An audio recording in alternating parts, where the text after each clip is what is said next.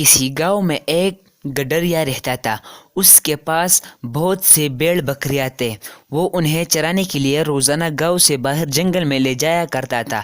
ایک دن اسے ایک عجیب شرارت سوجی۔ اس نے شور مچانا شروع کر دیا کہ شیر آیا، شیر آیا، دوڑو دوڑو، مجھے بچاؤ۔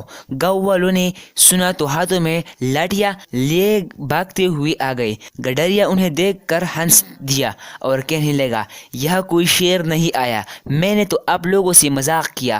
لوگ یہ سن کر بہت خفا ہوئے اور واپس چلے گئے۔ خدا کا کرنا ایسا ہوا کہ ایک دن جب گڈریا اپنا بھیڑ بکریاں چرا رہا تھا، واقعی ایک شیر ادھر آ نکلا۔ شیر کو دیکھ کر گڈریے کی ہوش اڑ گئی۔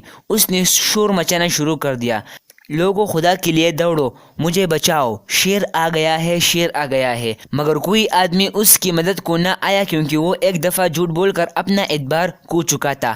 یوں شیر گڈریے کی تمام بکریاں کھا گیا اور اسے لہلہال کر دیا۔ دوستو، سچ ہے، جو بھی جھوٹ بولتا ہے لوگ اس کی سچی بات کا بھی اعتبار نہیں کرتے۔